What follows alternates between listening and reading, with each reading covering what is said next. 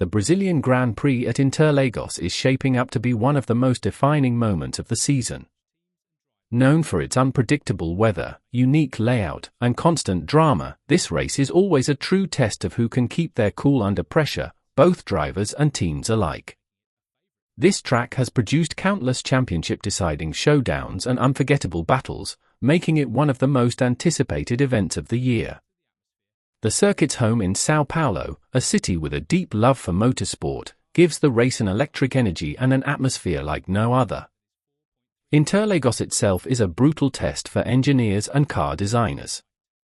It's a short but intense 4.3 kilometer circuit packed with steep elevation changes and more left-handers than right, earning its reputation as an old-school track thanks to its bumpy surface and unforgiving corners. The layout is divided into 3 distinct sectors, each demanding a completely different car setup. The opening section features the long uphill main straight and the iconic Senna S, a zone that rewards raw engine power and straight-line speed. The middle sector tightens up dramatically, it's twisty, technical, and demands maximum grip and downforce. Finally, the last part of the lap unleashes another long straight and fast, sweeping corners that set up overtaking chances heading into turn 1. Because the circuit sits high above sea level in São Paulo, the air is thinner. That thinner air cuts engine performance and downforce generation, forcing teams to run larger wings just to recover lost grip.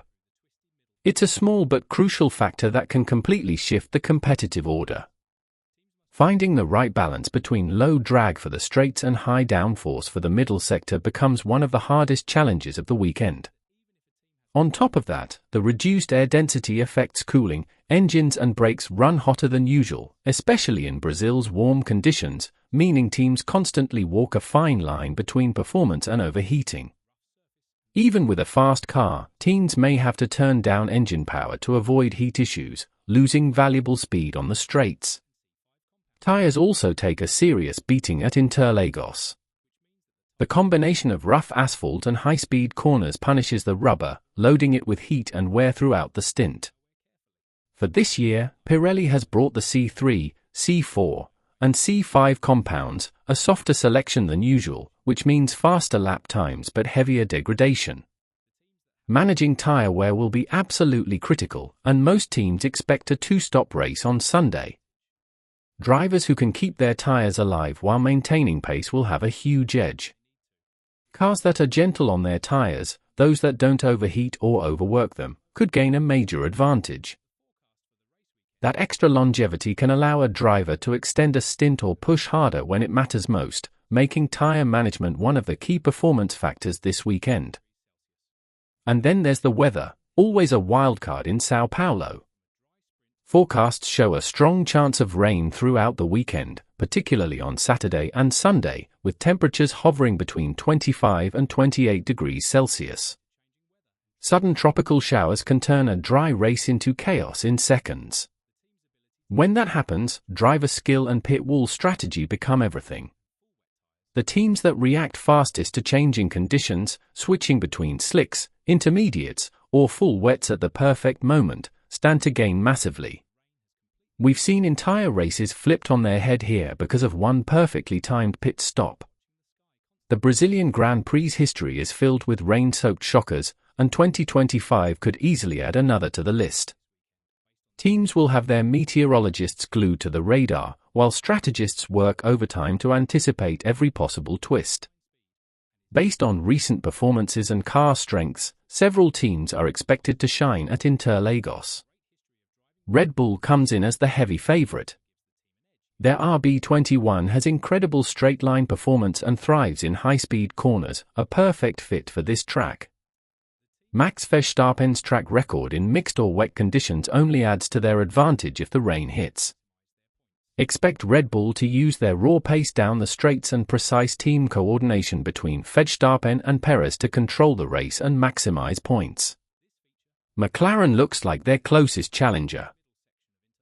Their car has superb balance and excels through medium to high-speed sections, ideal for the technical middle sector at Interlagos. McLaren has also been one of the best teams at managing tyre temperature and wear, an advantage that could be the deciding factor on this demanding surface. Both Lando Norris and Oscar Piastri have been consistent and composed under pressure, giving McLaren the flexibility to run aggressive two-car strategies that can pressure their rivals into mistakes. Their composure in tricky, changing conditions could make all the difference. Ferrari isn't far behind either. Their SF25 tends to perform best on circuits that reward strong front-end grip and sharp braking, both vital traits at Interlagos. If the race stays dry, Ferrari could pose a real threat in qualifying and the early race stages. However, tyre wear remains their Achilles heel. Over a long run on such an abrasive track, they'll need to be cautious to avoid falling off the pace. Managing degradation will be crucial to staying in contention until the end. Mercedes, meanwhile, will rely on their tactical expertise and racecraft. Their car might not match Red Bull or McLaren in raw pace, but Mercedes often thrives when races turn chaotic or when strategy comes into play. Hamilton and Russell are both masters at adapting mid-race, making them dangerous if rain or safety cars mix things up. Adding to the tension, this weekend features a sprint race, another twist that changes everything. With only one practice session before qualifying, teams have minimal time to fine-tune setups. Any mistake in balance or tyre choice could cost dearly in both the sprint and the main event. The engineer's ability to interpret limited data and make the right calls quickly will be crucial. The sprint race itself, short and intense, offers valuable championship points, forcing teams to choose between playing it safe or going all in. Risk management becomes just as important as raw speed. With the Constructors' title already wrapped up, attention now turns fully to the battle for second and third in the Drivers' Championship. The margins are razor-thin, meaning every single point this weekend could swing the final standings. The pressure on drivers, engineers, and strategists will be enormous. Every tenth of a second and every decision could define their season's outcome. In many ways, Interlagos is the ultimate stage for this showdown, unpredictable, technical, and legendary for its drama. As the season nears its end, all eyes will be on São Paulo to see who rises and who cracks under pressure. One thing's for sure, the Brazilian Grand Prix never disappoints. So what do you think? Will the rain shake up the grid again, or will we see another dominant display from Verstappen? Drop your predictions below. I'll be replying to comments all weekend.